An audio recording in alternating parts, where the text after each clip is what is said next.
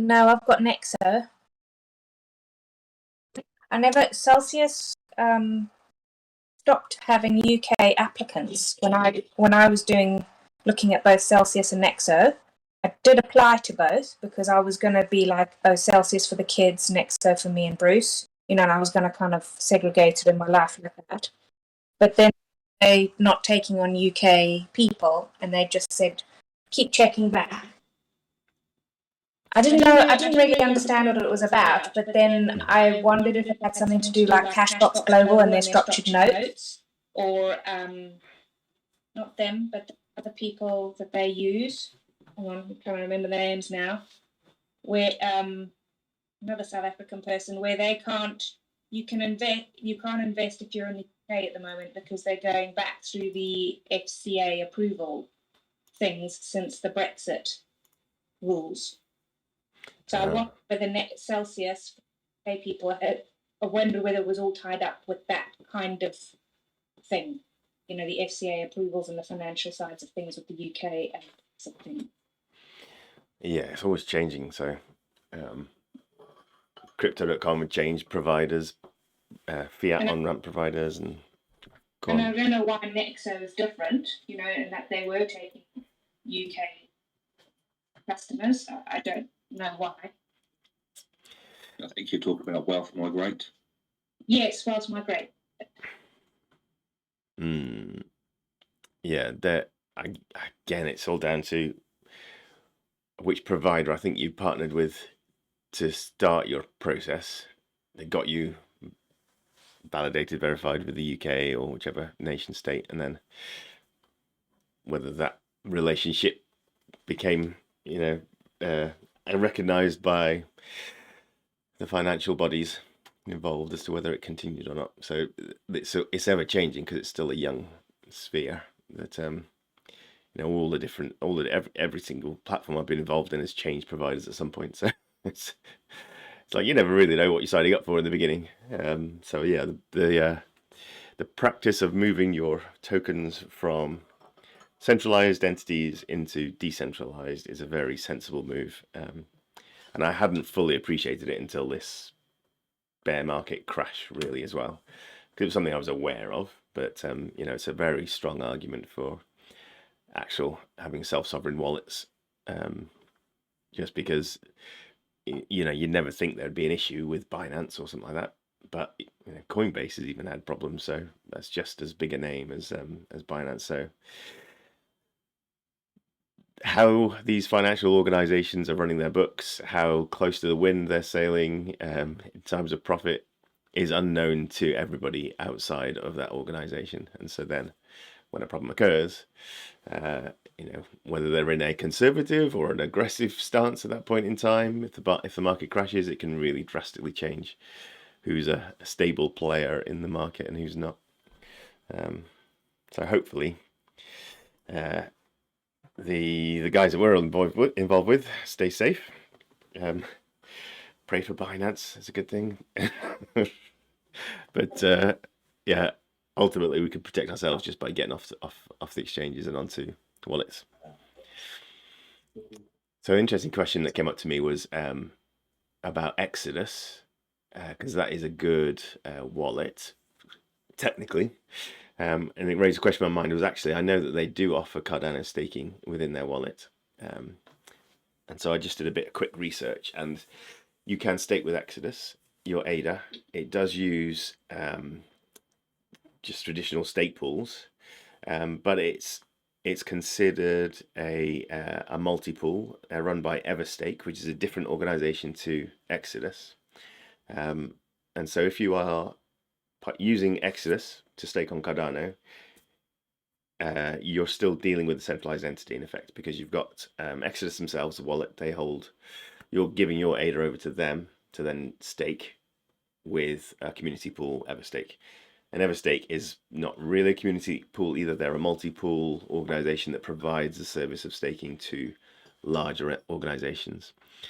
So for 100% self-sovereignty, you should use a Cardano native wallet, and that still is Daedalus, Yoroi, Nami, Eternal, all these guys. They're the ones that hold and they let you hold your keys and operate. You're directly interacting with the blockchain. You've got no third-party intermediaries, which is ideal. So even when you're staking with me, with Fluid Pool, I don't have any say in your stake whatsoever. So you can remove it from my pool, you can move it to another pool, you can spend it, you can do whatever you want at any point in time.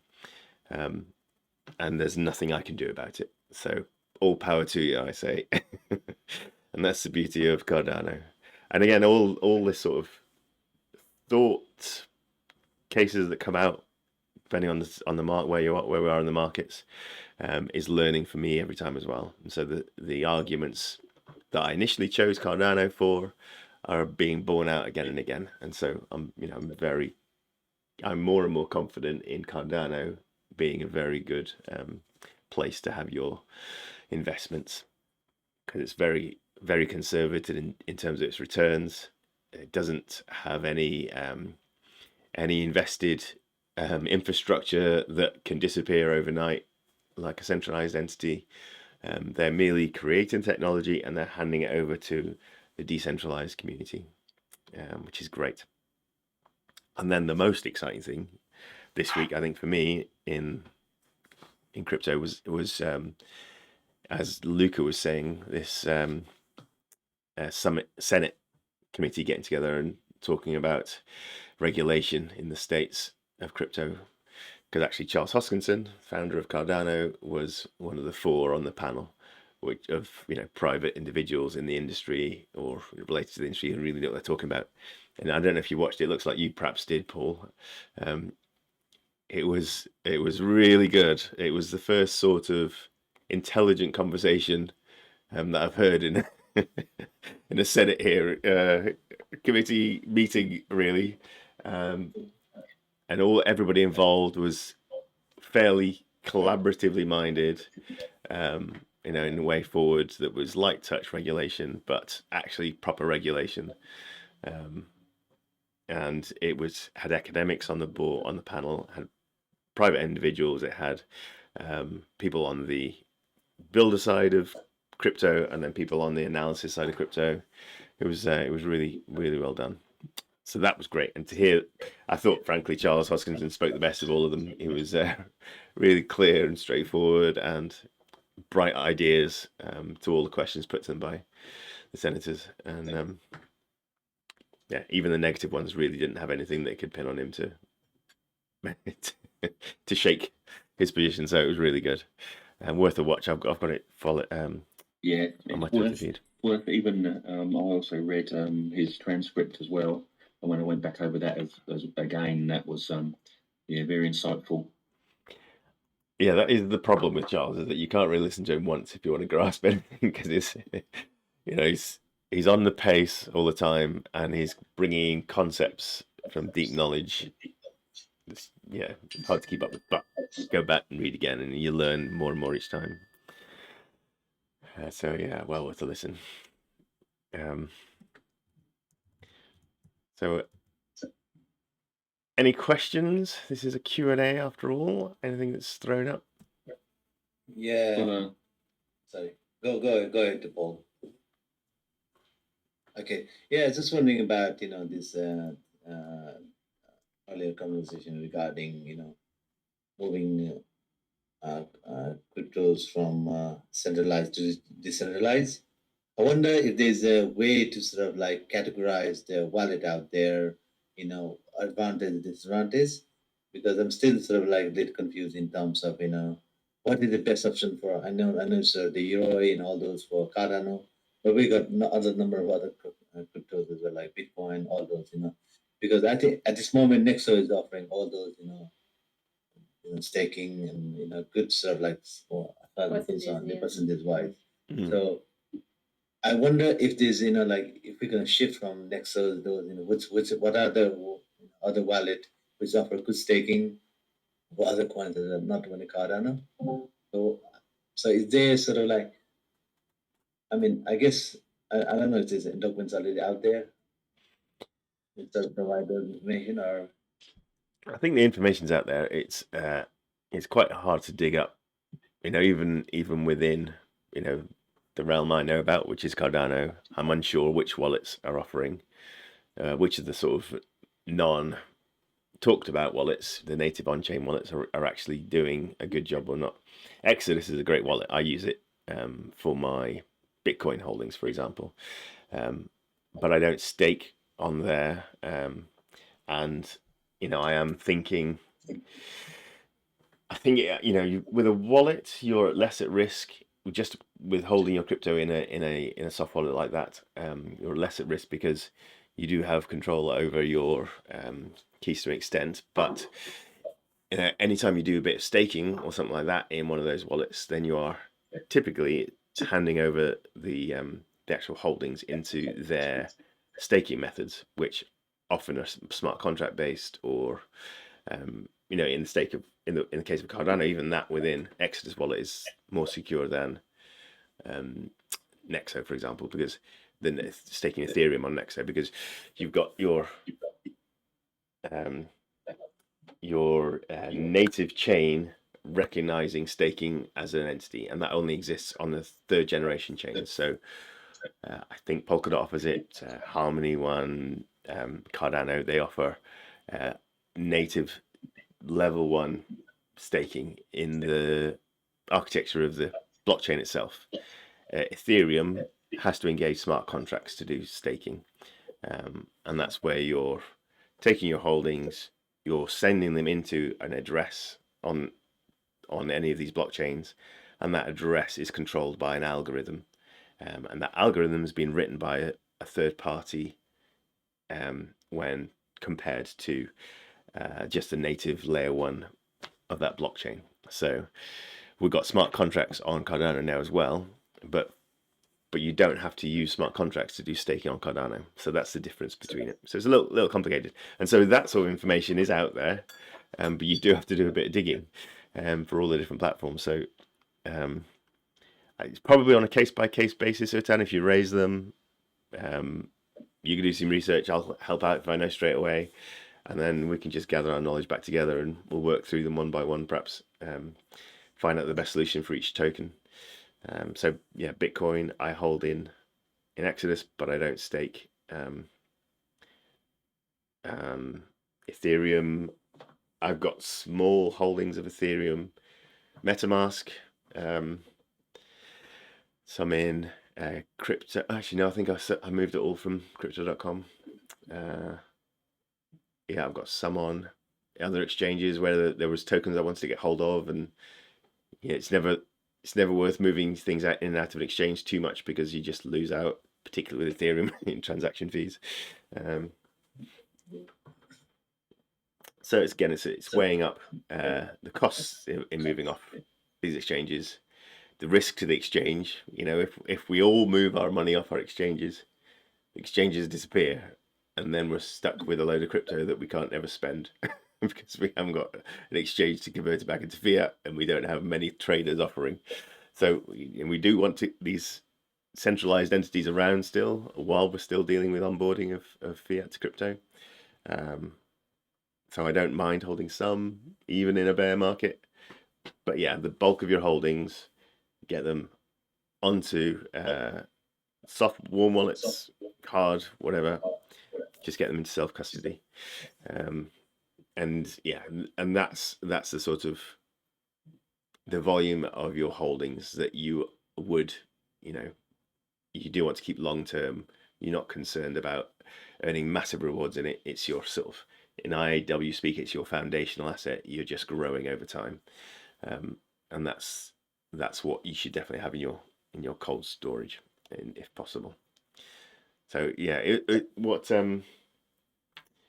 I think you have to do a variety of wallets still, Utan, I think, to be honest. So which ones are you looking at? Moving from Nexo, what have you got Nexo? Where do you want to move it to? Got some like Exodus as well and MetaMask. So, and we haven't uploaded the ledger, but the like Exodus and MetaMask, and then Nexo, mostly in our central exchanges in Binance, Coinbase, and Kraken, and then the Nexos. But in Exodus, we just put some like a USDC coin only. So maybe we should move from our Nexo.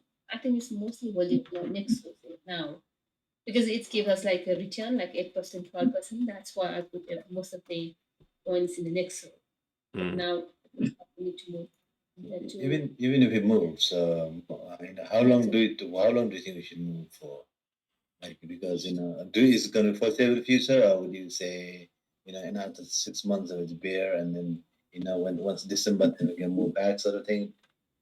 And I know it's speculative, but just sort of like Yeah, my thoughts are we're still finding the bottom of the market at the moment, and so when you've got potential drops still coming in, that's when the centralized exchanges are at risk, and so you perpetuate the problem by getting them off those exchanges, but I think it's safer. So I would do it now, and then when we hit the bottom and we start going sideways for a prolonged period of time, maybe we see the first indications of slowly climbing up again. That's the time to perhaps look at looking back at your returns from Nexo and think people like that. But in the meantime, yeah, probably take it off for, I don't know, 3 months, 6 months, something like that. Yeah. I mean, Jonathan, a quick query about the Nexo account. In the Nexo, if you become like a platinum member, I think there is you can get some like a 0%. You can loan for the 0%. Is that good way to buy more? Take a 0% and then from that to buy like a Bitcoin, because at the moment it's already down. Buy from them and then move to Exodus. But once it's like a little bit like getting higher, then after that we sell that Bitcoin and then pay off. That's the good idea to do it right now, or still wait? yeah, I mean, again, taking loans out from these platforms does give them the ownership of your tokens, and you'll be locked in then for the duration of the loan, minimum term. If Nexo in the meantime, but in terms of like even if they like go bust, it's their money, so it's not ours. That's what I was thinking. So if we take the loan from them, but our own is we already moved today. Moving to the Exodus. So. Yeah. I mean, it all depends on your appetite for risk. You lose your collateral that you've put in if Nexo disappear. And if we haven't done anything like that before, so I never borrowed any even like with a credit card, nothing. We never borrowed, so that's the only like a temptation is that I do it or not, because of all the exchanges that are going like that. You can't withdraw your all these like assets. That's I mean, yeah. In all honesty, you're probably risking like taking a loan out on Nexo or something like that for an established coin like Bitcoin, against some of your Bitcoin or whichever top tier token you want to choose. You're probably at less risk doing that than you are speculatively throwing some cash at a new project or a new native token anywhere else. So like buying I don't know who I'm gonna pick on. Buying NMaker tokens, which is one I offered. I talked about a couple of months ago. You're probably risking the same amount. So whatever you put in there, it might go to nothing, might come back to you. You never know which project's going to take off, which native token is going to be worth anything at any point, because they're prone to the same risks as any other entity who's doing things for the first time. It's like a startup. And Nexo, taking a loan out from there, Nexo might get disappear as an entity. They're a bigger target than the little guys. But there's probably similar risks. So it's not investment money. Really, I'm gonna try something. It might return something to me. If it goes to zero, it doesn't matter. It's a small amount. It's your sort of risk taking money, gambling money almost. So I wouldn't put any more into a loan than that. I wouldn't put any more into a a new native token project either. It's something I'm willing to throw away for the sake of the potential high return. But yes, it's a small amount. Personally, that's how I play it. Saying that, I was very glad I did go into Endmaker because it's up 500% on what I was able to buy in at. So if that does continue to do, and this is now in the bear market as well. So if we continue to see that the NFT maker platform thrive, then that will have been a good investment long term.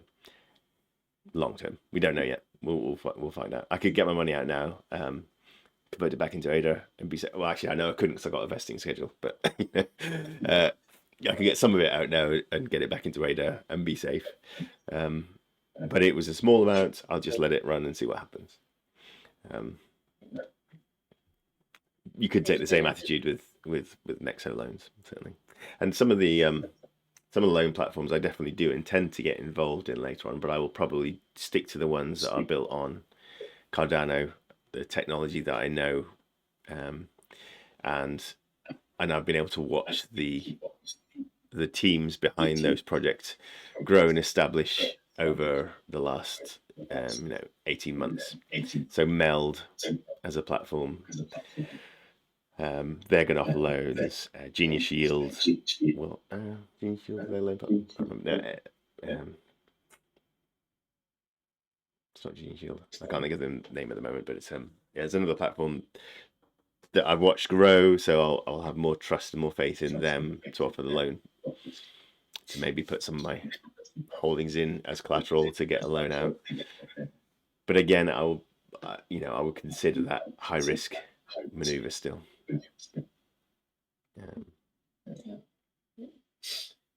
I mean, it will probably be a safer place to do it, to start it now. We're at the bottom of the market rather than in a potential bubble, but yeah. Anybody else's thoughts on loans?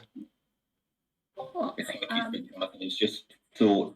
It's just your own opinions and not financial advice. Of course, yeah. I tried out to understand the Nexo virtual card.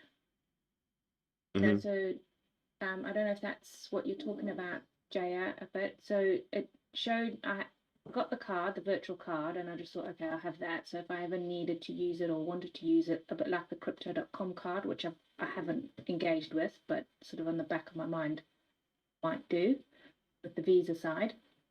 But I noticed on the Nexo account that you then have this credit line offered to you, and I'm assuming that's the loan. So depending on what your coin is, which one you get, this credit. I think it's all together, your balance taken across all your coins, and it tells you what your credit line is, and then it talks to you about it being. So when I tested it, it was what I read. Okay, this is my lack of understanding. What I understood from it was that they were going to automatically keep it at a 0% interest by like a dynamic calculation. So I'm trying to remember exactly how it was phrased, but I was like, as long as you've got your balances, as long as you've got enough, I suppose it's a liquidity in a way, which I don't really understand fully yet. But as long as you've got your appropriate balances in your wallet, you're good for the credit. And so that I thought it was automatically going to be dynamically kept at 0%. And I didn't withdraw anything. I was just holding and earning interest. And so I purchased one small thing for like £20 using the Nexo card, which was then using my credit, right? So because that's what it does, it uses your credit line. And then it started to, so I did a test where I tested £35, which converted to a $45.71. And because I used the card, I earned cash back, which is what Nexo offers you. And this was against an available credit at the time of $107.50. So I still had $61.79 in my credit, if you see what I'm saying. And then I made a note to myself that says to keep it 0%, they keep your money in the credit line. Therefore, the available credit balance is left for which to purchase further at 0%. But what I found happening, so I kept an eye on this every day for like a week, and it was fine for like 3 or 4 days. And like I said, I didn't withdraw any other funds. I didn't buy anything else. All I was doing was compounding interest. And then I started to get like a 1-2 penny, like 2-cent charge. And that's when I left it for a few days just to see if it was like a time difference thing, you know, like I didn't know if it was doing something over time. And then I got to the point where I was just like, no, I'm not, I wanted it to be 0%. And even though I've probably only lost out in total with about 12 cents over the time I was watching it, I just thought, no, I'm going to settle the debt, you know. So I sort of paid off that card transaction of what was left so that I had nothing borrowed anymore, nothing on credit to stop any further things. And like I said, I was doing that with a very small amount to see how this dynamic, I definitely remember the words dynamic 0% was offered to you. And I thought, that's interesting. You know, I thought if that's true, that's interesting. Yeah. But it didn't, like I said, it cost me like 12 cents. And I thought, okay, no, I'm just going to settle that. And I'll look at it later another time because I clearly don't understand something. I don't understand something about the credit lines.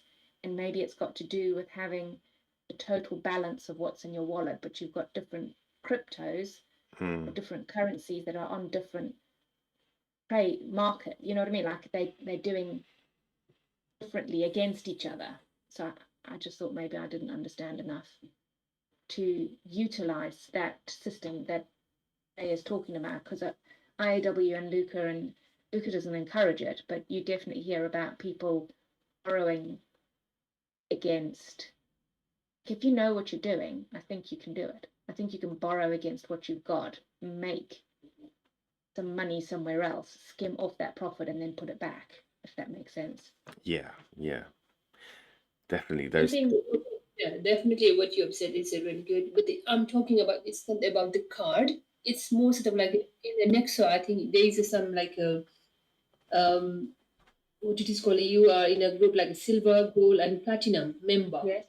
Yeah. And then once you are in like a platinum member, you have to buy some Nexo tokens, and you have to keep that Nexo token as like collateral, like not go down. And then when you can get the like a 0%. If that goes down, I think, and they will charge like in a silver and gold, they charge like not the 0%, but it's like 12%. It depends on that. So, So the way I understand the Nexo loyalty levels, it's almost like having a subscription. Do you use, in the UK, do you use anything called Top Cashback? no, I don't use any like credit cards. No, this is not a credit card. This is like it's like a the way I understand the Nexo loyalty levels is like a referral scheme, okay, where you put your money in, and for your loyalty they ask you, they tell you don't have to have any Nexo tokens at all to use the Nexo platform. You can, but if you convert some of your funds into Nexo tokens, i.e. like, and I see that as like a subscription or a support level for Nexo, they will then repay you depending on what percentage of conversion you've made. Like you say, the maximum percentage that they will give you is if 10% of your whole portfolio is in Nexo tokens, then you get the best rates that they can offer you. And as if you just sat money in there and it compounded with your interest, you do have to keep an eye on your Nexo to make sure that maybe other currencies are not earning faster, and then just keep like a sliding scale or a balance of conversion into Nexo, which is also current. It's like having It's like holding. It's like, I don't know how to. It's like saying you're. No, I don't know. I don't know how more to describe it other than, so there's another thing called top cashback, for example, okay, and it's in the UK. If you buy anything like Tesco groceries, Marks and Spencers, anywhere online, okay, as long as you click on top cashback, you join top cashback, and then you say, I'm going to shop at Marks and Spencers. You go and search Marks and Spencers under top cashback, and you click through. It's like, it's not an affiliate link, okay, but it's like a referral click advertising thing, and you go from top cashback to Marks and Spencers, and then you buy what you were going to buy anyway. They're not asking you to buy anything different than what you were planning to buy anyway. And then you buy £50 worth, but top cashback have offered you 1% cashback on whatever you purchase. So that tracks your sale, and then in your top cashback account you receive 1% as like a thank you clicking through. So you make money off the back of what you were going to purchase anyway. And I think the hook that they're trying to get you to do is, I've not seen any advertising, to be honest, on top cashback. It's whatever top cashback does between their relationship with them and Marks and Spencers, okay, which has got nothing to do with you. You as the consumer are only benefiting. And it's what it's what Marks and Spencer pays or has a contract or something with top cashback where they agree, you know, if we link you to Marks and Spencers, we allow you, top cashback can afford to offer you 1%, 2%, sometimes 7%.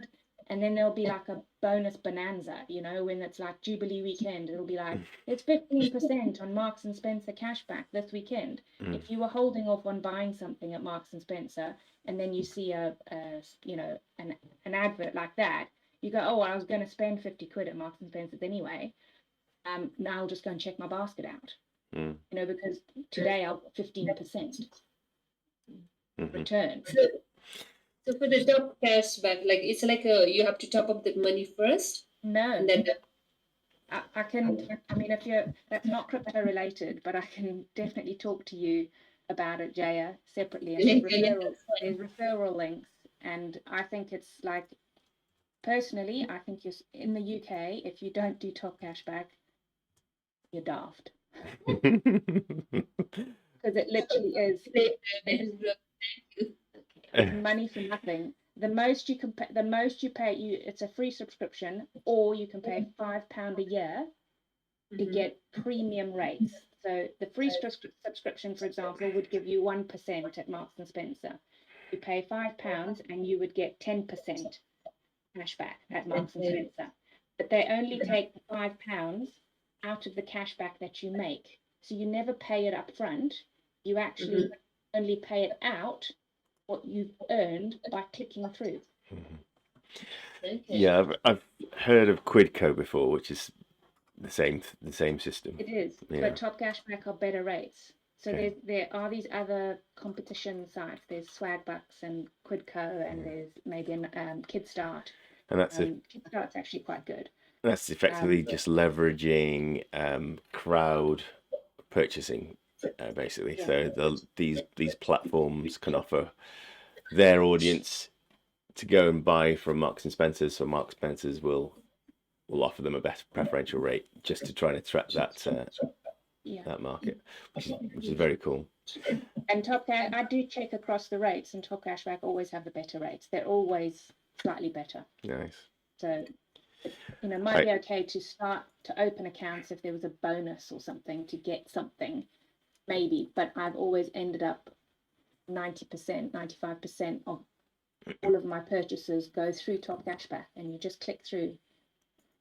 It's eBay. I mean, a crypto equivalent of that is the crypto cards. So they are using their ability to generate money from whatever your crypto holdings are, to then offer credit cards that will give you cash back on any of your purchases. So like crypto.com is the one that I use, and they offer 3% on the card that I've got. because of the level of staking with them, gets you more cash back. And also, depending when you joined, they've reduced their rates now, so it's not quite as good. But top cash back, Quidco, you paying with a Crypto.com card or any other are just sensible ways of instantly getting a better deal than you do paying straight retail.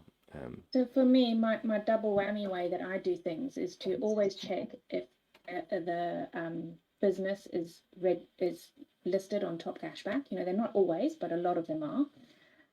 If you buy wine from Wine Warehouse, if you buy eBay, not always groceries do cashback, but hotels.com, you got holidays, you got airlines, you got anything. You go and look in Top Cashback and you search for it, you click through, you do what you were going to do anyway, because you were going to spend your money anyway, and then you choose the appropriate card that you're using.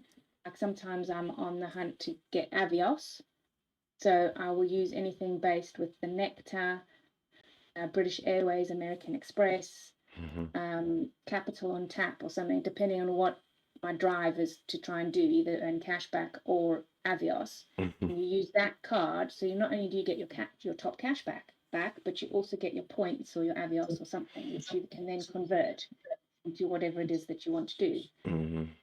Yeah, and then pay with a Crypto.com card as well. You get another % on top of that. You can stack up your rewards, and also then if you're using system like Honey, joinhoney.com to get discounts on what you're buying.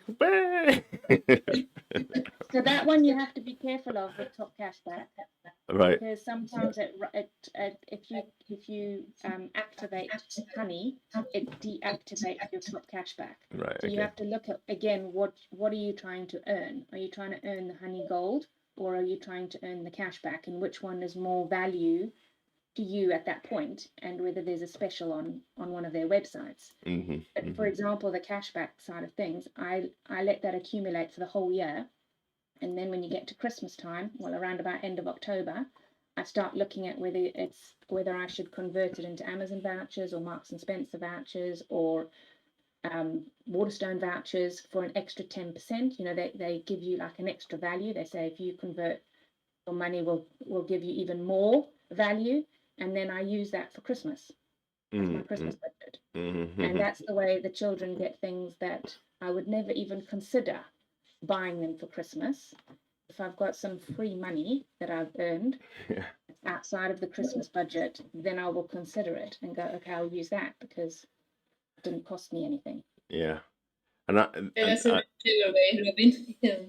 I like that approach. But I also like the fact that so with Crypto.com, for example, or any of these cards, they will give you the cash back in their token, which then is automatically staked or held in a platform that you can then accrue as an investment. You can't just then instantly spend it again, which is the challenge with having Sainsbury's vouchers or Argos vouchers or something, is that you're then still locked into that system. This is why I'm looking at the Crypto.com card again, because it depends what your driver is, like whether you want the crypto. So at the moment in my safe world, I know what fiat is, I know what points are, I know what Avios is, I know what Nectar is, I know what all of these things are and how I can utilize them.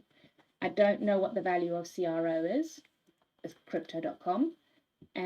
But what the base level card comes with, a bit like Nexo loyalty levels, you obviously, if it's not, it is a benefit, but sometimes you can't afford it. You want to be paying for the top tier, to get the maximum percentages that they're offering you. So in Nexo, if your portfolio is above 10%, you get the highest rates of interest, whether you're in a fixed term. Your cryptocurrencies, your fiat currencies, they're all the highest level of interest that Nexo will offer you. The level down, gold, you only have to hold between 5 and 10% of Nexo in your portfolio, but then the interest rates are lower. Yeah. So it's what you're after. When you go into the CRO and the Crypto.com card, what I noticed and what drew me as a consumer, for example, was Spotify. So I don't pay for Spotify. my daughter's got friends that is just, they pay for Sky or for broadband, they pay for Spotify. And I'm like, no. Spotify is a luxury item. You can get free music everywhere. I'm not paying for Spotify. But with the first card, the crypto.com, the last time I looked at it, it came free. You get a 12-month subscription free on Spotify. So in my mind, it was like, okay, well, if it's not going to cost me anything to have the card, and then I get a little bit of cash back in CRO, which I can then learn about, like you say, and then that would eventually, that might become more of my hook, the crypto side of it. But the hook for me now is the functionality between fiat and crypto plus the free Spotify for 12 months. Yeah. So any way that can carve your normal fiat, or reduce your normal fiat spending, if you can get that over into your investment, then that for me is a good thing, because we need to be growing our investments, because actually that's where we're being robbed. And if we can reduce our spending, then that's great as well. So combine the two and you're onto a winner. It's when you're still locked in within the sort of fiat world, where what you're earning in savings or everything, you actually still just have to spend it somewhere else anyway, because you can't then make further money on top of it, because it's an Argos voucher or it's a Sainsbury's voucher, unless you're actually actively converting those into your investment holdings. Then they're effectively just going to improve your standard of living, which is fine as well, and definitely one thing. But if it's not your agenda, you're actually trying to grow your investments, then that's why I like the ability to have stuff moved from fiat into crypto, and then you can move it around your portfolio and make the best of it over time. Put it in your pyramid. Paul, you were going to say something. I'll ask about Project Catalyst. I know I made mention of it last week. I know it's on my mobile phone, and I've got received a couple of emails about reviewing projects. How do I move forward with it? I suppose is a question I've got, because obviously I'm not a teacher, or I'm not in that field, but I've looked through a couple of the examples and things that they've done, but I don't know how to move forward with it. Okay, so what are you wanting to contribute, to write a proposal, to? No, I've been asked if I want to, I suppose, audit what they're proposing. I've provided my details and obviously my wallet address. Basically, what do I do? Perfect. So you will become what is known as it was a community advisor. It's now been more accurately titled as a proposal assessor. So in Fund 9, which is coming up, there will be, 1,000 project proposals on the Ideascale platform.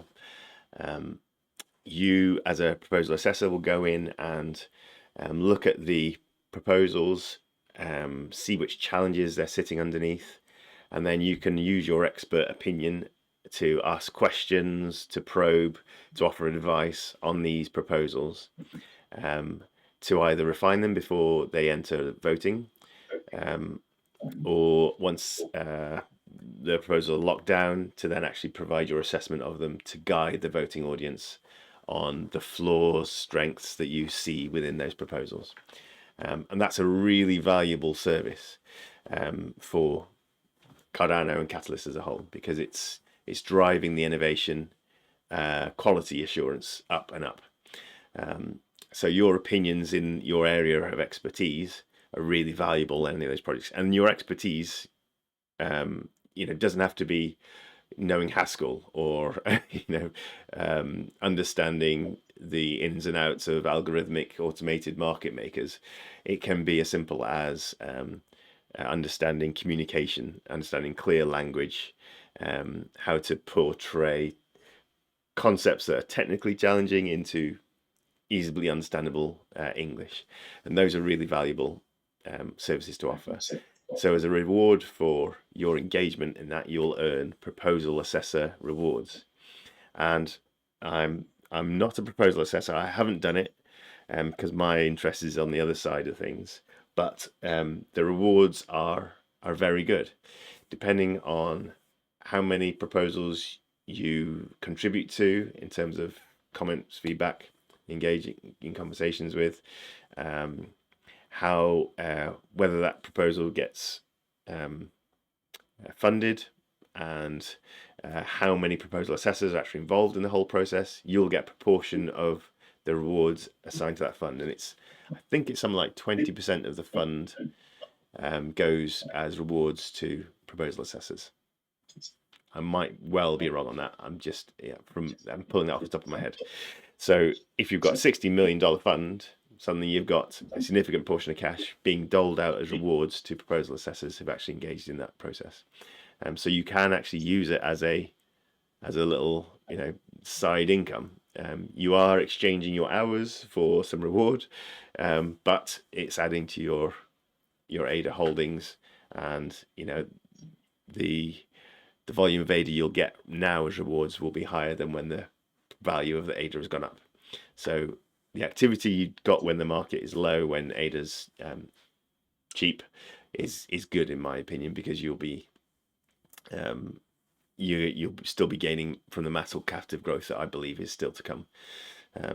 So yeah, really good to have you have a look at that. And in fact, I think I saw you pop up on a couple other things as well. Have you been into Spotcra? No, I haven't been into that. Because there was a Paul Dean turned up in Spotcra, and I was like, is that my Paul Dean?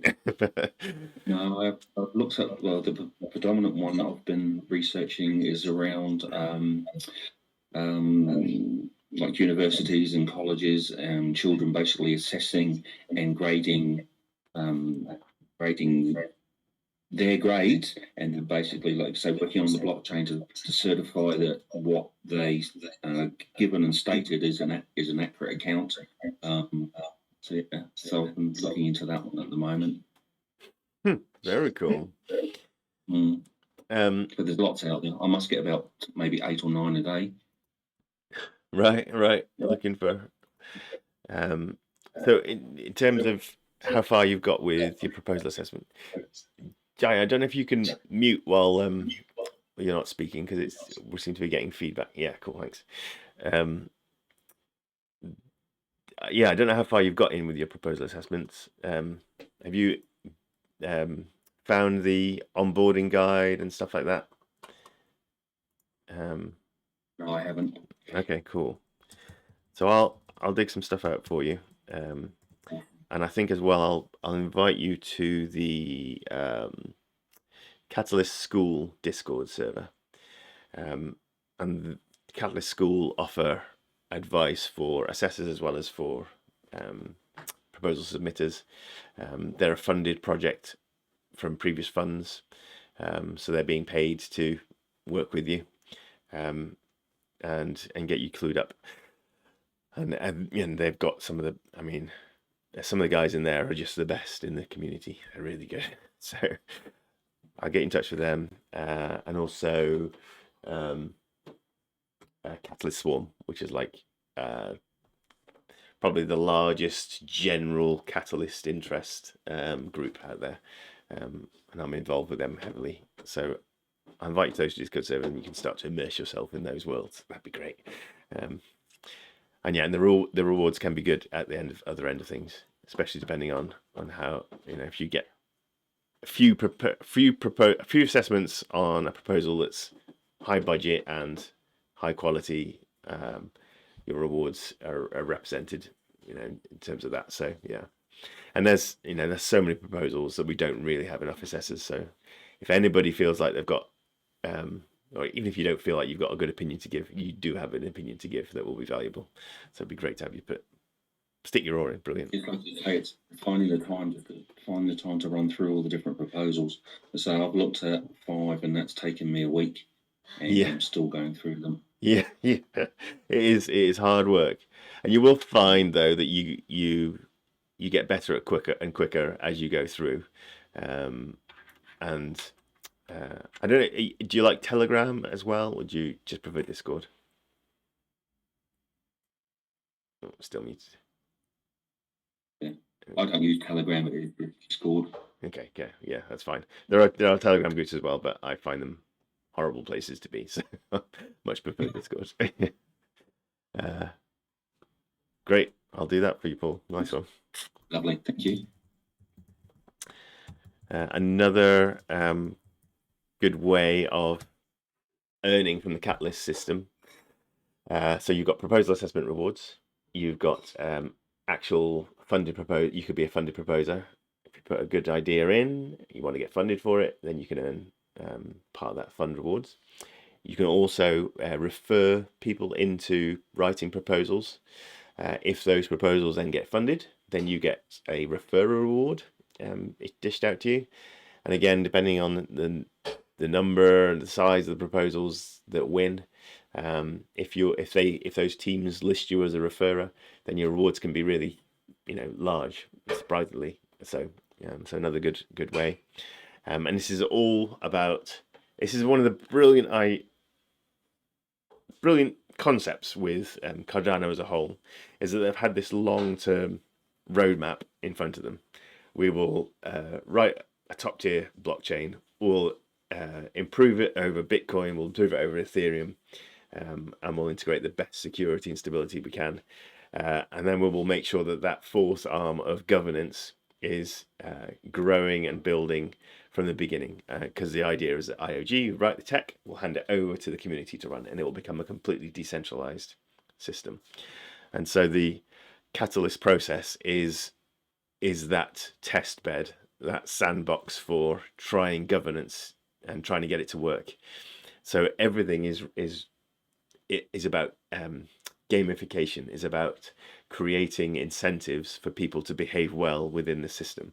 And so if you've got any kind of expertise and you share it with the community, then you get rewarded for it. If you are shrewd, if you're clever, if you are lazy, if you find shortcuts, these are all things that are valuable to the community, because the less time people are spending, the more efficient their outputs are in any facet of life, the better we progress as a humanity. So Catalyst have worked hard on the gamification of lots of different aspects of their governance.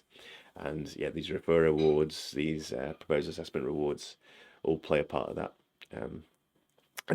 So you're not stitching anyone up by earning from it. You are you're contributing. You're being rewarded for the value that you're adding. It's great. And there are other things you can get involved in as well. So if you're in the town halls, if you're in the after town halls, you're contributing there. There are bounty boards springing up now. CatalystSwarm are very good at that, so that you can actually be rewarded for engaging with the community directly. So these after town hall events are recorded every time. There's like 10 breakout rooms on Zoom after the town hall. Each of them's got valuable stuff. Nobody can be in all 10 at once. But there's more than 2 that are going to be of interest to anyone in one person, so they're recorded. They're put up on YouTube in the raw format, and so now that you're incentivized with bounties for timestamping those videos and getting them uploaded with a bit more information about what's where, what's happening. So I've offered that even to one of my guys to get a bit of side income, is that she can go on, timestamp the videos and earn 100 ADA, 100 gimbals, and now even 100 AGIX tokens are on offer. So Singularity Net's artificial intelligence tokens are available as rewards. And this may be half an hour of work, and you're getting rewarded with 50 ADA, which at its peak, was 2.5 times that value now. So it's not a bad return on your time, is it? And it's particularly if you're thinking about building up your portfolio long term, this can end up, being a really good way to stack your holdings, your ADA holdings. So yeah, I love Catalyst. I love pretty much everything about it. It's it's a really well thought through system. It's properly decentralized. It's spreading power to the edges. It's great. Any more? Jai, you had something to say, Oratan? Yeah, it's me. In fact, I just like following Paul in the sense that I went to this, like a Cardano Ideascale. Is that a way, Paul, you register yourself? Because I was in the website trying to Is that first you need to go register yourself, and then is that where you sort of like start from? Yeah, if you Jonathan put up one of the links that I went into when it showed Jonathan had Project Catalyst up, and I went in through that and registered myself. Yeah, so I'm just sharing screen now quickly. So if you go to cardano.ideascale.com, I'll drop that in the... Oh, so the other thing in Discord is they've now released chat within the video calls. So if you hover over the Hangout voice channel, you'll see a little icon now for open chat. So you've got open chat, create invite, and edit channel, or two maybe in your case, and you can open chat, and that will show you chat within the context of the video screen, which is very useful. So I dropped some links in there. Robin's just dropped one in, so we are finding and using it, and that is available anytime as well. So after the call's finished, you can still go into that icon and find it, which is very useful. So on Ideascale, which I'm sharing now, cardano.ideascale.com, you can register. It does ask you for some details. So, you know, in essence, this is a centralized platform you're signing up for, but you are being rewarded for engaging. So I don't have an issue with that at the moment. Eventually, there may be a decentralized wallet-based registration system. But at the moment, you're still just entering data into a single database. Register, sign up. You'll be asked at later stage of sign up to enter your receive wallet address, and that's the address you'll actually get rewarded into if you do earn any proposal, assessor rewards, or referrer rewards. From there, you'll then be into the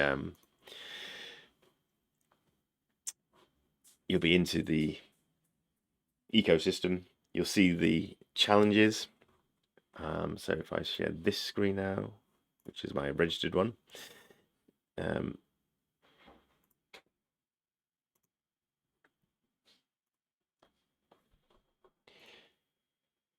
once you're into Ideascale, you see the challenges. So this is F9, Fund 9. So they basically run quarterly plus a fortnight. Just because we've added a break in between funds now to give everyone a rest because it's exhausting.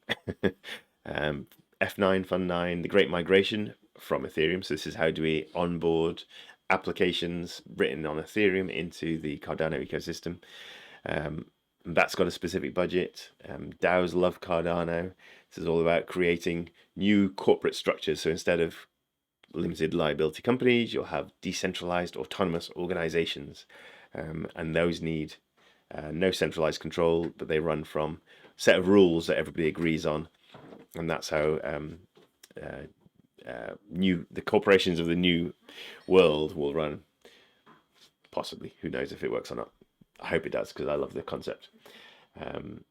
dApps product integrations, and this is the a really huge challenge. So it's something like $9 million or $7.5 million worth of projects will be in there. The proposals are being written now. Each of them have to fit well within the challenges that have been set, and the budgets that are assigned to these challenges have all been voted on in the previous, or the challenges themselves and the budget for those have been voted on in the previous fund. So as you go into, say, dApps products integrations, you will see at the moment the proposals are in the edit stage still. So some of them are just placeholders, some of them are nearing being refined to finality. So building profitable Cardano hubs. I know Carl Henry Global, he's been a successful funder in the past. You can go in and see Cardano for Seniors, state pool operator. A great way to engage all fringes of the society, old and young. There are proposals that sit, whether you're an eco warrior or a hard-nosed finance industrialist, you'll find a space within it. Alan Casey, someone I referred to Project Catalyst, and Harry is as well. These two work together for their team, Edify. I'm in fact going through one of their programs at the moment. They got funded last round to work on state pool operations, marketing and business structures. So I'm getting training from them. I introduced them to the system, got a referral award, and now they're being paid to train me to be better at what I do. So this is the sort of circular economy that can be built in a decentralized, incentivized token creation ecosystem like this. It's phenomenal. It's great. So yeah, you can go through, have a look at these proposals, see what state of writing they're in at the moment. If you think there's an idea that would really help them out, get a comment in here as well, and we'll see where we go. So we've got 6 days until proposals get locked down, and so in the meantime, Harry's not managed to get anything written in yet, so it's just a placeholder. Some of them will have content in already, some of them won't. You don't have to engage at this point when you refer rewards. You're really doing your work when it's been locked down. But actually, if you're just interested and want to get a bit of feedback that makes an impact before proposals are locked down, now's the time to do it. And yeah, so I'm sure Henry will have written his up already nicely. So he introduces himself, his team, what his skills are, the challenge that he's trying to address, how he's going to be tracking the success that he has. And these are sort of standardized questions that are asked of every proposal, so they should form some kind of continuity that you'll become familiar with as you go through your assessments over time. Sorry, I had to step away for like 30 seconds and I've come back, and now how is this? This is very helpful because I've been registered for here, but I've never actually looked at it because it was information overwhelmed. Now you've broken it down and showing us it's good. But is this related or connected to what you were saying about the half an hour a day thing supporting? Like, how's that connected to Ideascale, and where do you find that information, or are they two different things and I just missed the end of one conversation and the beginning of another? Half an hour a day, did I say that? Was that? You were talking about doing the timestamps on the video editing or something. Is that like a project that's within the Ideascale, and is that how they're connected, or was that one conversation and I stepped away and came back and there was another conversation? Yeah, you've mashed up your conversations. So the bounty board system is within CatalystSwarm. I'm going to drop the links in here now, actually, because I think we'll all be kind of interested in that. And I think what I got confused with then is the catalyst and the Ideascale and the vocabulary. Then there's like I said, I literally went to the kitchen and back, and then you were talking about something else. So I just wondered if you were directing us somewhere, but yeah. So this is now talking about how to earn proposal assessment rewards, which Paul is looking at doing. So this is purely within Ideascale, the Cardano Ideascale system, which is all about funded proposals and vetting them. So that's a way to earn rewards on a sort of 3-monthly cycle, whereas the bounty boards are actually something you could put half an hour of video timestamping in and earn rewards the next week. I think CatalystSwarm pay out on Mondays. They've got a very open and transparent treasury system that you can all see from their Discord server. Let me pause my speech while I do multiple tasks.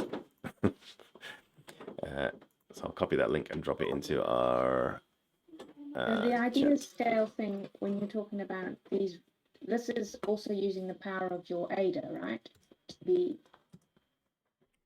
So I know that the staking, you've got the staking side of things, supporting Fluid 7, etc., the power of your support based on your ADA. But this is an additional on top of that, where you're vetting something you're saying, and therefore because you're doing the research or work on it as well as a community, you earn a reward back for that. Yes, yeah. So people are incentivized to improve the quality of app development and the efficiency of the fund. We're funding projects to build stuff out. If we can get those project proposals thinking more clearly, engaging with the right concepts, heading in the right direction, the sooner that we can do that, the better. And the more efficiently the whole fund is being spent, the more growth we'll see in the ecosystem, the more ADA will increase in value, the more we all benefit. So it's about creating a self-sustaining circular economy that's growing and improving all the time. Giving you, it's inviting you to participate in a company way, like other companies that do this market research way, or kind of thing that you would never have access to give your opinion to say that, why didn't you think of this? This would be a good idea. Like Paul's talking about teaching and things like this. You've got all that experience of your life in teaching, and if only somebody would listen to you, maybe you could help or shape. Is that kind of like a bigger, broader term of how that's working? Like you can find something that interests you and that maybe you have some knowledge about, and then pick it apart in the most polite way possible, or give your opinion going, you think this is a way to go, but in my experience, I've had these problems with it. So maybe if you did this or this, that's the vetting, right? Mm-hmm. And then in return for your opinion, as politely said, or you've been asked to give it, you're given the ADA rewards, and also building all the community. Exactly. Yeah. So you can be a proposal assessor. You can use your expertise to help guide the whole process. You can be a market networker, influencer who brings people in, projects in, and gets them building in on Cardano, earn your rewards. And then, of course, you can be a voter. You can just sit back and be an armchair expert and just say, that doesn't require my vote. I think it's doing the wrong thing, and this one's doing a very good job. And you get rewarded for that too. So the whole system, start to end, is incentivized, and everyone's rewarded just for engaging. Not to say that it's easy, not to say that you don't have to put your hours in. Like Paul was saying, that he spent 5 days doing 5 proposals. This is deep thought that he's putting into it, and he should be rewarded for his expertise and his time. So yeah, don't feel guilty about earning from Catalyst at all. But it's the fact that we're in at the grassroots. We're able to make a difference at the beginning of the growth of things, rather than having to just decide whether we pay for it at the end or not. We're actually contributing to a collaborative effort. So there's a saying at the beginning of every town hall, of every Cardano Catalyst or Project Catalyst speech, that is about creating the greatest potential of human collaboration, or the highest potential of human collaboration. And I really like that as a phrase. Too much we spend life in competition instead of collaboration, and we'd actually get on much better and faster if we were collaborating and criticizing each other in a positive way, than just keeping stum, hiding what we can do, and trying to beat the other person. Actually, let's just work together and let's all benefit from it at a better rate. So yeah, Catalyst, brilliant idea. So I've dropped a Discord invite into CatalystSwarm. Interesting. Can I share Discord itself? Probably not. What I could do is go into Discord on my browser and then share that screen.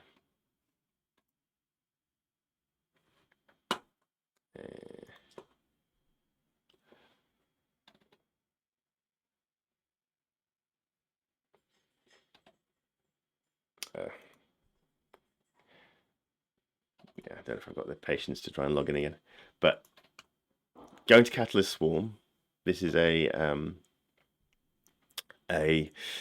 so Swarm is a purely community grown endeavor. So it's got a website. You can read lots of fluffy words written by Felix, who's a brilliant visionary. and networking guy, about CatalystSwarm. I actually host this website. So this will introduce you to some of the concepts that Swarm is. Swarm is not IOG, Swarm is not Emergo, it's not Cardano Foundation. It is anybody in the ecosystem who just wants to participate. So all of it is community-driven ideas. None of it has been mandated top-down. So it's very interesting, very exciting to see a movement like this actually start to reward people for engaging in Catalyst and Cardano. You can have a read through there. There's some good stuff, and importantly, there are links to a whole load of different things. The Discord server is where all the actual activity and conversations happen. So if you get into the Discord server,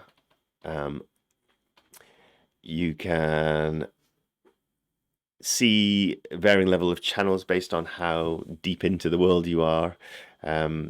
There's conversation in and around helping proposers on Catalyst. There is how to get involved in the town halls and after town hall events. Also every Saturday there are Zoom calls for the community to just get in and debate topics. And there are bounties, increasing number of bounties being produced each week, where you can earn rewards for engaging. So timestamping videos is the main one at the moment. There's also participating in votes you can get paid for. You can get bounties for joining cross-chain collaboration servers. So SingularityNet, which is the artificial intelligence project, you can join that and get rewarded just for being in their town hall. There's all sorts of different ways, and they're growing over time. So those are talked about in the bounty board channels, and then there's another platform you have to familiarize yourself with called DWork, which is like a project management tool that will sort of engage you between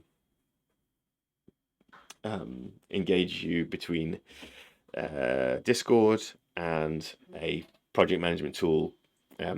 If you've ever seen Trello or Kanban boards or things like that, then that's where you're sort of finding tasks, you're assigning people to them, people are doing the tasks, and then you're tracking progress over time.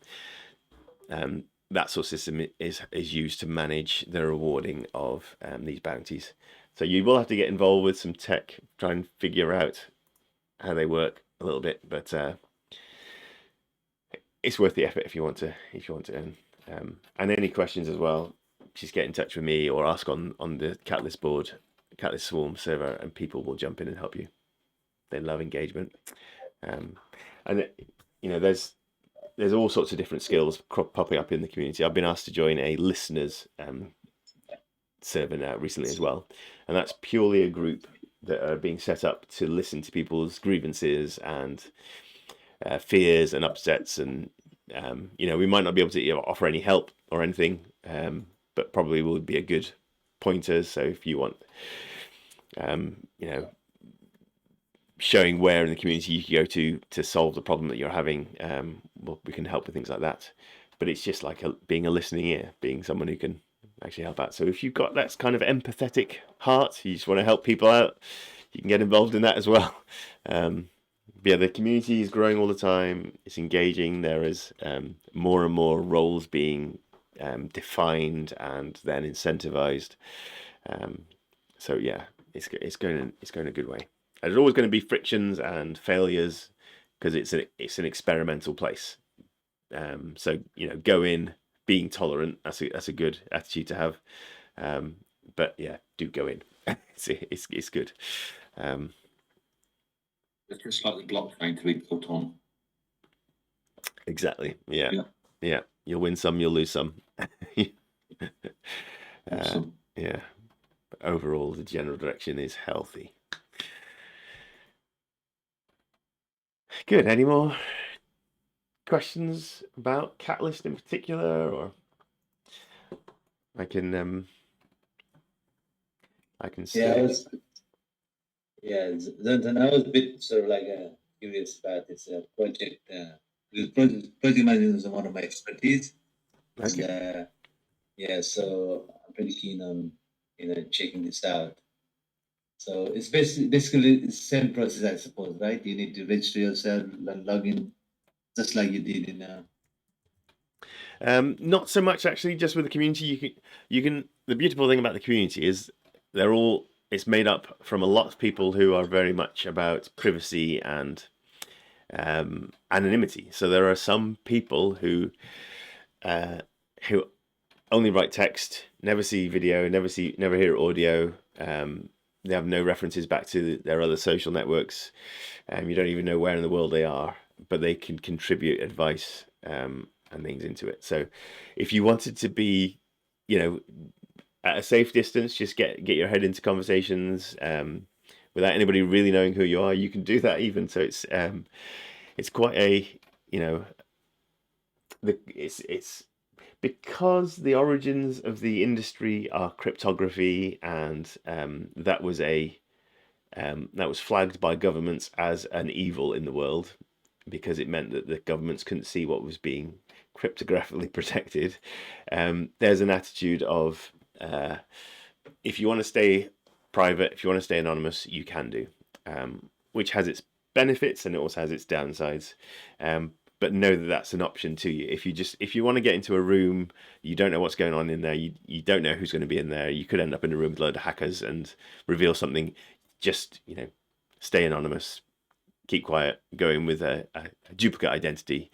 That's an option to you at any point in time. If you're feeling uncomfortable, just back away, ask our opinion, because you know us now, and hopefully we can reassure you in anything you do see or hear or whatnot.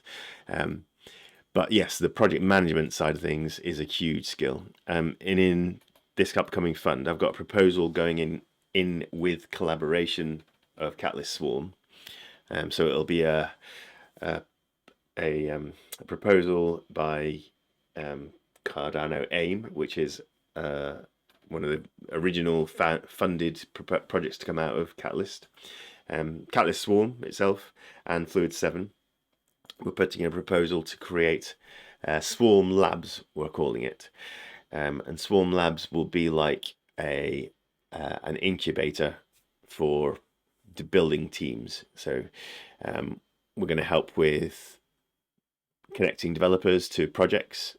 So if you've got a great idea, you've been funded in Catalyst, but don't have a team around you to deliver on it, then we can help you find those people, connect them up with you.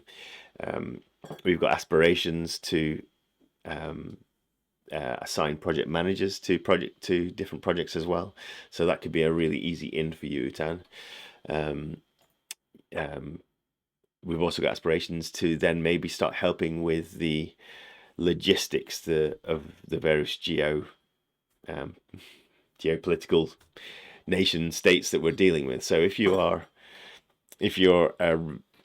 to get rent, if you want to get a mortgage in any nation, you need to have proof of income, employment history. You need to be able to point to your employer, or you have to prove that you're an employer yourself, which is probably excludes you from most mortgages. And so these things are an issue if you're earning your money in crypto, and your employer is a DAO as opposed to a legal limited liability company in one of these places. So we're hoping that SwarmLabs could turn into a way of engaging small businesses. So maybe Fluid7 could become the employer, because we've got a 10-year employment track history.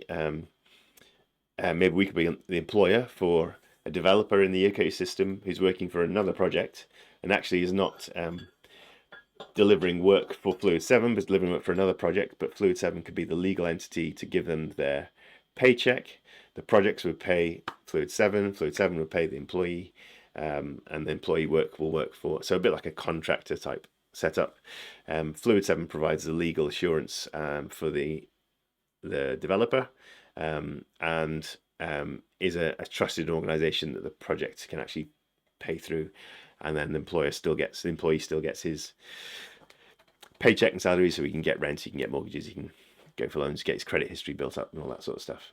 So that's what we're trying to do with SwarmLabs, is build out some real world connectivity for this growing ecosystem. So yeah, project management would be a great skill to. And in fact, I desperately need project management within Fluid 7 as well. So yeah, perhaps we can talk about that. So yeah, just getting to CatalystSwarm, the after town hall meetings themselves. There's lots of conversations like this. It's a really good place to be. Okay. Yes. Great. Will do. Great. Awesome. One final one from me. How's the bugs going? The ziberbugs. We're doing well. We've got lots of engagement in the other members of the team. So far, I think we haven't had any new delegators to our pool, but we'll get the rewards anyway, so it doesn't matter. Yeah, I think it's another few epochs and then it will be up. We can claim our Zyber rewards now, but you pay a transaction fee each time, so probably worth just waiting till the end, and we can go in and claim our Zyber tokens from vending machine.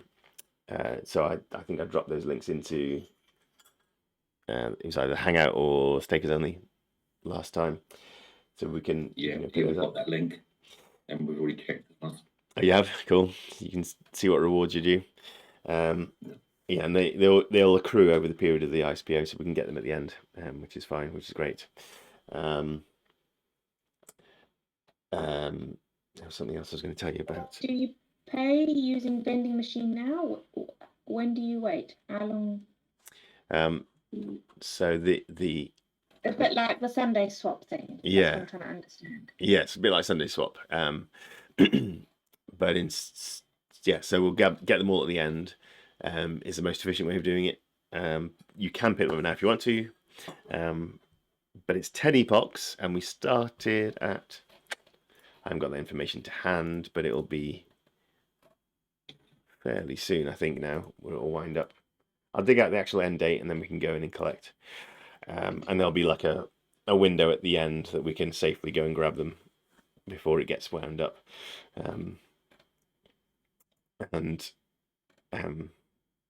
Yeah, that's on the way, which is good. I am in talks with. Yeah, I'm going to hint it because I'm feeling confident about it. I'm in talks with a new team on Cardano. Well, not new; they've been around for a long time, but they're newly formed out of other projects, called Optim Finance, and they are offering stake pool operators a bond. So with that, what it will mean is that I can take out effectively with the ADA I got, I can pay a lump sum, although it will be distributed, in return for having control of a big chunk of ADA. So effectively what it will mean is that I can effectively borrow, although I won't be able to spend it, I'll just be able to delegate it. So I'll be able to delegate it to Fluid Pool, which will then get us minting blocks every epoch. So that'll bring our stability up, so we'll get the recurring rewards like a bigger pool. And over the span of a year, I'll just pay down effectively the interest of that loan, and that will effectively be in profit still by the end of it. So it seems like an absolute no-brainer at the moment. They're going through testnet trials at the moment. They're having 2 external audits on their smart contract code. So I'm very confident in it coming to fruition and actually being a stable thing that we can get involved in. And then so their launch timeline's looking at about August at the moment. So it could be that by August we're actually classed as a decent sized pool with a big chunk of ADA staked, and we'll be minting every epoch then, which will really help the marketing messages and pushing it out, which is very exciting, very cool. And I'm picking that will also bring new delegators as well, which is another bonus for you. Absolutely, yeah, it will really help. It becomes a no-brainer then, because people really want rewards every epoch. And if you've had that at any point in time, you get used to it, and that's what you want. So with us, when we're minting every 7 epochs or something at the moment, which is every couple of months, we're not minting regularly, so people can come in, lose interest, and disappear before we mint a block. However, when we do mint a block, the rewards are bigger than if you were on other pools. Yeah, this will be a good way of just stabilizing us, giving us a good platform to then run the marketing from, which is great. Also, we're in for your enthusiasm and what you stand for, so you won't lose us anytime soon. Thank you, Paul. I get that impression. These sessions are really valuable, so that's an added bonus that most people aren't getting yet in the pool. So the more we can drag others in, the better for them. Not so much for us, because I like these little small conversations. But yeah, it'd be good to get the message out wider. Also to say, as we wrap up, we're now up to, was it 7? Sorry, I lost my figures. We've now donated. It's like 2,000 impacts on B1G1, which equates to $737 worth of giving. Yeah, which I'm very happy with, and we're sort of halfway towards where I wanted to be in our first year. So we'll have to pick up pace a little bit towards the end, but I'm reckoning we'll still have 5,000 impacts by the end, by November, which is when my year will be, of when I started tallying up, will come to an end. So yeah, I'm very happy with our performance to date. We've got 137,000 in the pool at the moment, staked, and yeah, the Zyber ISPO isn't over yet. We've got Gimbal tokens available to us. I'm still negotiating the additional number of Gimbal tokens that we may be able to start issuing, and we haven't got our 10 registered donors yet, so it's not being dished out. But then there's also another ISPO that I'm looking to get involved in, following on from ziberbugs, for a starter, which is like another mission-driven incubator startup platform launchpad for projects. And they're offering an ISPO too, so there could be additional tokens, AA tokens, that we can earn from them. So yeah, I'm working hard to give us opportunities to keep the rewards coming in, and yeah, hopefully some of these projects that we're looking at as well, Meld and Maker Sunday, are actually starting to look reasonable to you in terms of long-term returns. One thing I did want to say, if you've got Meld tokens that you've earned from the Meld ISPO, they don't really have any use for them at the moment, but you can actually stake them back with Meld and earn interest on those. So they've got one remaining window open for staking, which is 6 months. So you are locking your tokens away for 6 months, and there may be functionality that comes out in those 6 months that you wish you could have taken part on, but you can't because you've got them staked. But you know, at the moment, I've held on to mine for 6 months and nothing's appeared, so I'm going to get involved in the next 6 months. And you can actually then earn, I think it's 12% on top of your holdings, which I think is worthwhile. Increasing your stack all the time is good. So if you're interested in how to do that, am I still screen sharing? Yes. You can go to meld.com.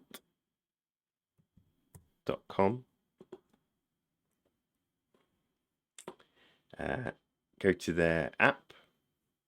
I don't know if this browser is registered with it. Probably not. Okay, yeah. But once you're in here, you can hook up your wallet. So you'll need NAMI.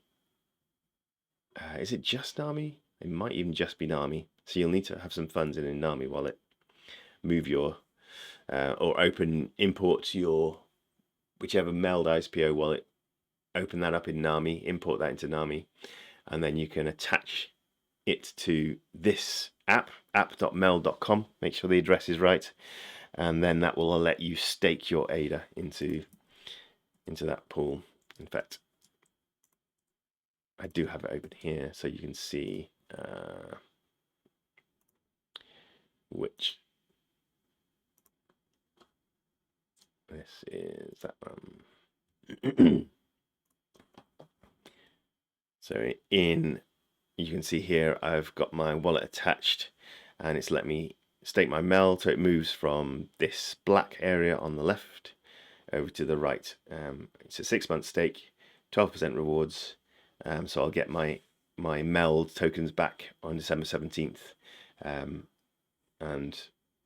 it's an APY figure, so it'll be 6 months, 6% on top of what I've put in. So I staked 3461 meld tokens. I've already earned 8 additional meld, so by the end of it, it'll be 6% of my initial stake. That's just a easy, simple way of growing your stash.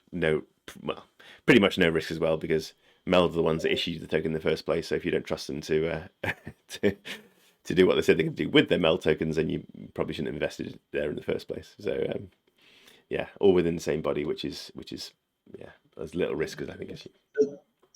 Yes. So we don't have meld. So is it worthwhile buying them and doing this, or it's just not really worth? Because we missed the opportunity when we meld. It's hard to say. In reality, my opinion on meld is that they are delivering more slowly than I would like to see for a team that has accrued that much ADA from their ISPO. So they effectively are an extremely well-funded startup, and yet the products they're putting out, other than this now staking pool, haven't really shown their head at all. There's not even got stuff on testnet, so they're working slowly. That can be a good thing in the ecosystem, as we know that's the stance that Cardano takes: build slow, build properly, build stable, build secure. But I personally I expected more out of meld by now. So whether they're a good investment or not, I don't know. I think they, the fact that they are really well funded is not going away. They are still being talked about by IOG as being a good partner organization. So yeah, you have to do your own due diligence and research. My opinions only, but I'm happy I'm holding some, and I think they will turn some good value stuff out. I don't know when that's going to happen. The one thing I am interested in is they've got some interesting models for loans. So because I've known them from scratch, if they do actually end up turning out the products that I'm hoping for, then I will feel more confident using them as a loan platform than I will a new project, new team that I don't have any relationship with. So yeah, in that regard, might be worth having some meld. Whether it's worth buying some just to then stake, to then see if your money comes out at the end, yeah, I don't know. Again, pure speculation, really. Their token has done it okay, but yeah, have a look, do some research. Their meld token is in. Are they in CoinGecko? Was that meld? Yeah.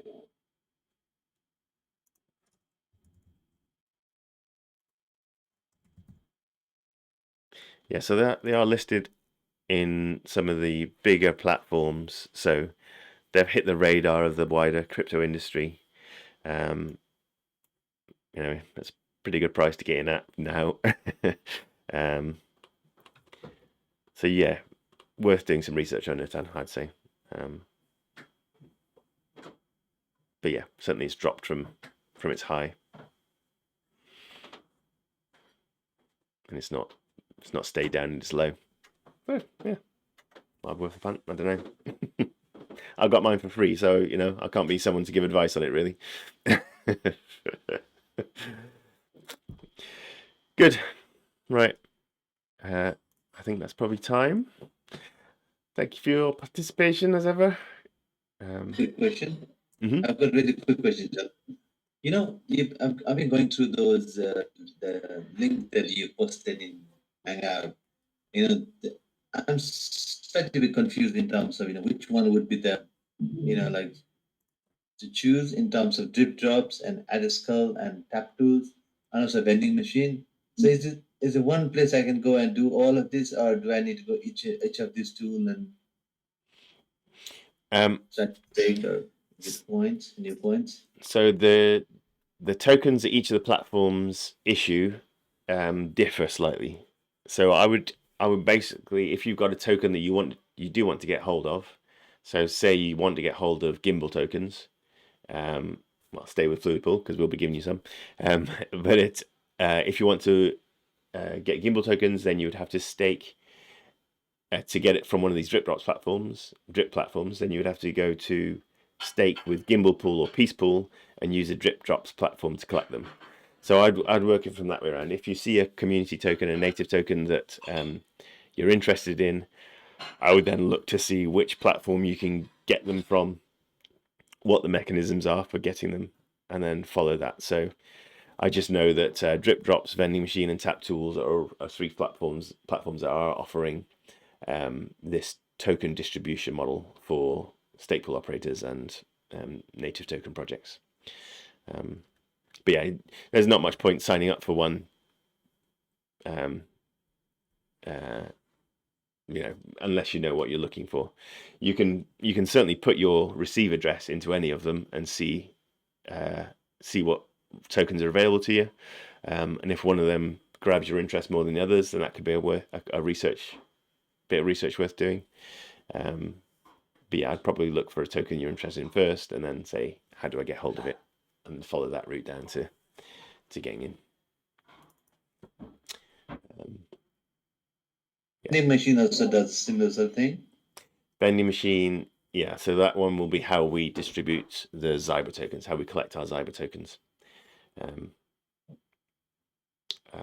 Okay, thanks. Yeah. Good. All right. I think we'll wrap up. Thanks for your time.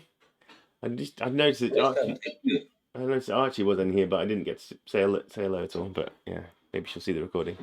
She was here before, I think.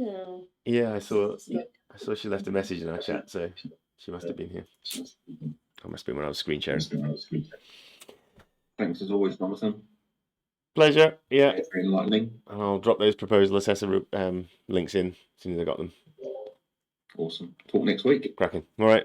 Thanks, everyone. Thank you, sir. See you. Cheers. Thank you, Jonathan. Bye. Bye. Bye.